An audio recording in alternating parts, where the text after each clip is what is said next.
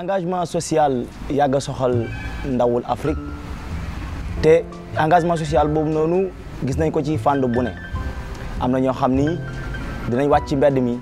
am na ñoo xam ni dinañu revendiquer mais am na ñoo xam ni seen xalima la ñuy jël bind yuut wiccax yàbbi loo xam ni dinañ mën a jàllale message bi nga xam ne bëgg nañ mu yàgg ci population boobu noonu ke ñenn si ndaw ñooñu noonu jël plume di ci jaarale ci seen message am na koo xam ni poète la mu ngi tudd Omar Cissé mu génne benn recueil de poèmes aux éditions Issa Maris en France recueil de poèmes bi mi ngi tudd Lever du soleil maanaam jant ba fenk na recueil de poèmes boo xam ni am na 46 poèmes tey moom la ñu war a waxtaanee ak moom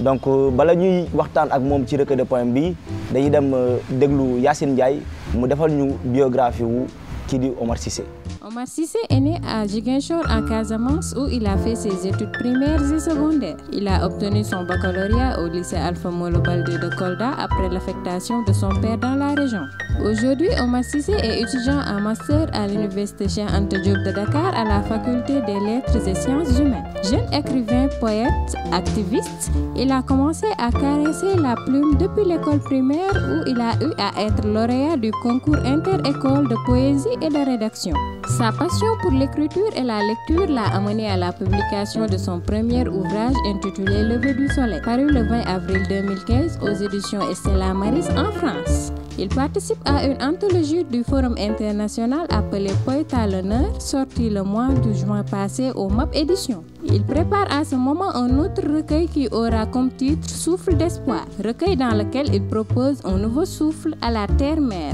notre chère Afrique. Sa citation préférée est celle de Jean-Jacques Rousseau. La jeunesse est le temps d'étudier la sagesse. Lever du soleil ñu ko mën ko tekkee ci jant ba fenk na. Tout à fait. Alors ñu pourquoi choix wu Lever du soleil et aussi 46 poèmes yi. En fait d'abord maa ngi lay nuyu Socrate ci invitation bi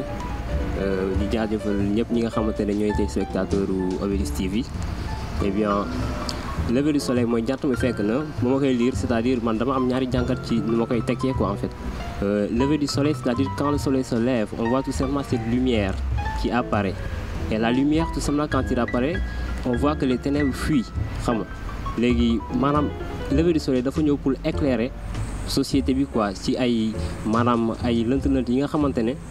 ñoo obscur quoi en fait ci société bi maanaam boo gis maa ngi ciy wax ay affaires yu bëri yi nga xamante ne ça parle du quotidien maanaam li nga xamante ne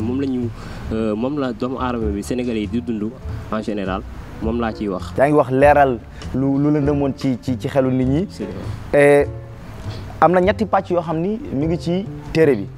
pàcc bi ci njëkk ci engagement social lay wax. tout à fait te yaa ngi ko tijjee ak benn taalif boo xam ne mi ngi tudd cri d'un poète. mën cri d'un enfant de la rue est-ce que mën nañu wax ni. loolu yuuxu boobu noonu yuuxu ku mer la ku bëgg a xeex loo xam ne daf fi nekkoon bëgg ko fi jëlee. absolument waaw booy xool man samay poème yëpp ci loolu noonu laa koy gën a tënk quoi maanaam engagement maanaam tey comme li ñuy wax comme ni ko sunu papa sunu maam en fait Aimé Césaire waxee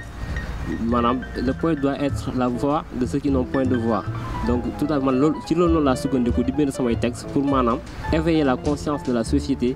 africaine la société sénégalaise en particulier c'est-à-dire tey bu ñuy wax question enfant de la rue man daf ma soxal parce que tout simplement enfant yooyu noonu am nañu papa am nañu yaay te war nañu xam ni enfant yooyu noonu ils méritent plus d'être d'aller à l'école mais leur place ne se situe pas tout simplement au niveau de la rue. On devait tout simplement leur prendre, leur gérer en fait, afin que ce fléau-là puisse tout simplement être éradiqué quoi, au Sénégal. Moo tax ma ciy bind di dénoncer maanaam seen nekkin xam nga parce que am na lu fi jot a am gis nañu lu fi xew fii Médina rek fi ma dëkk xam nga taalibe yi lu leen jotoon dal fii nii ak incendie boobu noonu ça porte maanaam chaque fois dañuy dund ay formes de violence yi nga xamante ne c'est pas du tout normal moo tax may jël sama plume di ko dugal ci encre bi pour xam nga mën a dénoncer quoi. exactement dénoncer li nga xam ni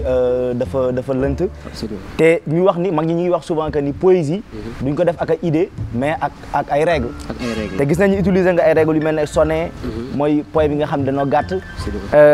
def nga des fois ay vers libre wala vers yoo xam ni vers classique la. yoo xam ne dañ ko rimé. voilà sa écriture vraiment tout le temps yaa ngi utiliser ay règles. waaw man bon dama nekk ki nga xamante ne moom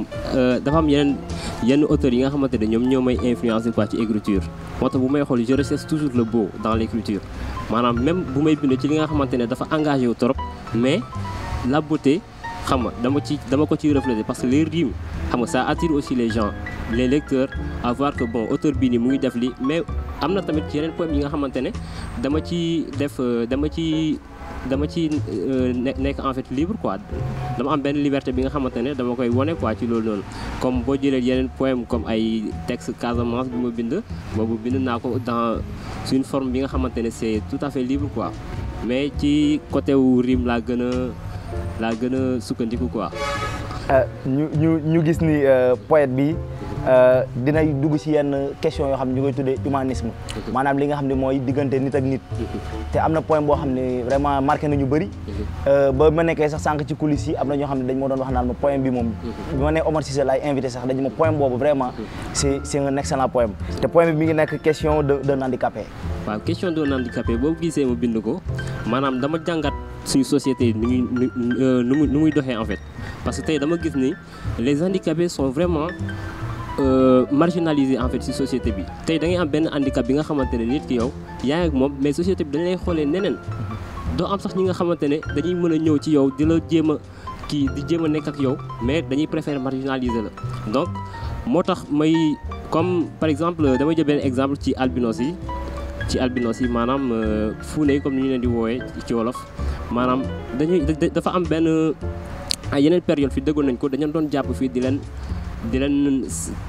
def lu nekk xam nga loolu noonu moo ma poussé tamit man tamit ma bind ci quoi ma jël sama plume ma ne non lii foog ma dénoncer ko parce que ñoom tamit ay nit lañ comme ñun ci société bi la ñu bokk am nañ seen wàll Sénégalais lañu comme ñëpp donc pourquoi pas loolu noonu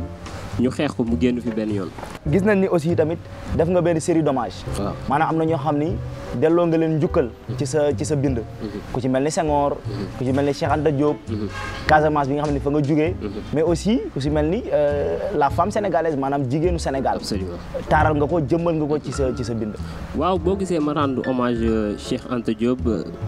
Senghor ak yooyu noonu ñi ngay wax noonu ak fi ma jógee fi nga xamante ne fa laa juddoo mooy Casamance Ziguinchor particulièrement maanaam li damay wane ni ñi nga xamante ne ñoom ñooy les précurseurs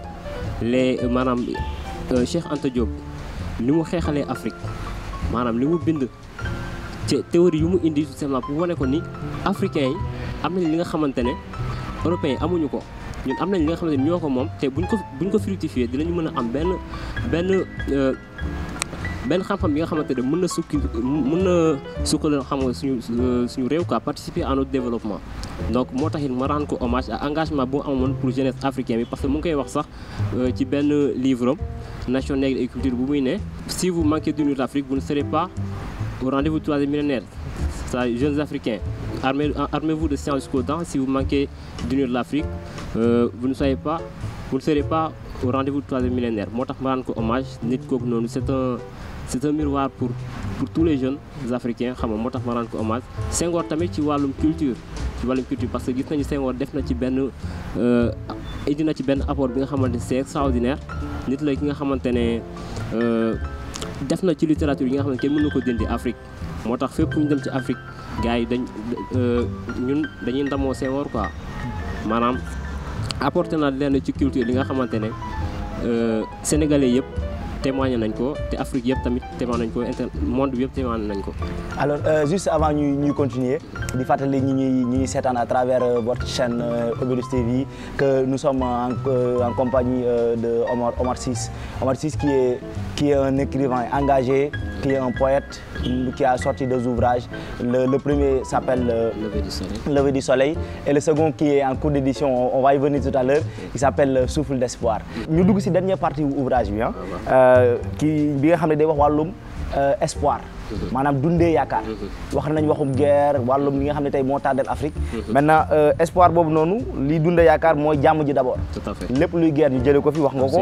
et aussi ñu booloo Afrique nekk benn absolument alors engagement bi tamit foofu la gën a amee doole absolument parce que bu ñuy wax tamit développement dañ ci war a boole jàmm ci la lépp mën a xewee xam nga donc moo tax may insisté ci yooyu noonu jàmm ak tamit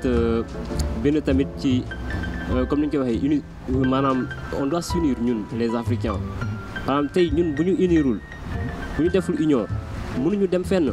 comme ni ñu wax si nos cinq doigts ne sont pas réunis on peut pas tout simplement avoir un poignet pour taper donc juste dañu war a tout simplement s'unir juste pour mën a mettre l'Afrique au sommet man loolu laa jàpp moo tax dama jàpp ni tamit loolu noonu mën na nekk li nga xamante ne moo ñuy gën a permettre ñu gën a dem ca kanam. alors merci beaucoup pour cette vision idéaliste bi nga am ci poésie et c'est très important pour l'union de l'Afrique xam naa ni loolu moo motivé sax deuxième ouvrage bi nga xam ne mi ngi waaj a génn. absolument Souffle d'espoir xam naa ni inchallah on aura l'occasion d'en parler. man jot naa ko lire premier jet bi mais c'est excellent. vraiment gis nañ ni yaa ngi def lu am solo côté boobu noonu. ak aussi bokk nga ci benn anthologie. bu ñuy wax les poètes à l'honneur buy soog a génn defe naa man maa am exclusivité bi ak waa Obelus TV ak ñëpp ñuy seetaan. donc anthologie boobu noonu est-ce que mën nga ci ñëw ak Souffle d'espoir ñu daanele foofu. loolu dama ciy kontaan parce que anthologie bi maanaam dafa nekk benn forum bi nga xamante ne ce sont les différents poètes des pays de différents horizons xam nga ñi nga xamante ne auteurs yi nga xamante les auteurs viennent de différents horizons ñoo ko bokk bind ko te buñ ko bindee gars yi def sélection yi et tout xam nga ñu sélectionné samay textes yi macha allah loolu dama ci sant yàlla bu baax xam nga te anthologie bi boobu tamit ci biir dafa am ay poèmes yi nga xamante ne am na ay jàngat yu bëri yi nga xamante ne moo ci nekk boo ko liiree xam naa di nga ci mën a sore bu baax man moom samay textes yu ma ci bind moom c'était juste quelques textes ay 3 textes lañ ñu choisir ku nekk moo tax it anthologie bi gën a am doole parce que auteurs yi dañoo bëri quoi. alors merci beaucoup Omar Ciss. vraiment ñi ngi lay jaajëfal. ci wuyu bi ñu wuyu aussi tamit fii et aussi di wax gars yi ñu dem jënd Lever du soleil mën nañ ko commander en ligne. waaw aux éditions Salamaris. ak tamit ci Amazon. ci Amazon donc dans toutes les plateformes yi nga xam ni. fa la ñuy jaayee livres yi. mën nañ fa dem. alors ñi seetaan seen émission Jeune Plume tey ñu ngi nekkoon ak Omar Ciss vraiment mu nekk ndaw boo xam ni ndaw bu engagé la ci Afrique te loolu wane na ko ci texte yi nga xam ne mi ngi koy bind wane na ko ci taalif yi nga xam ne mi ngi koy taalif saa bu yeewoo donc Lever du soleil nekk livre boo xam ni mu ngi ci wax waxu engagement social di défendre ñi nga xam ne tey ñi ngi nekk société bi ñu leen di xooxatal war di wax aussi tamit Afrique war nañ booloo donc tout ça c'est des questions yoo xam ne wax na ko donc ñu koy jaajëfal merci beaucoup Omar et on vous donne rendez-vous ñi nga xam ne ñi ngi seetaan partout dans le monde ci beneen numéro Jeune Plume avec Mamadou Socrate Diop mais aussi avec toute l'équipe de Obelus encore une fois merci beaucoup. Merci à vous.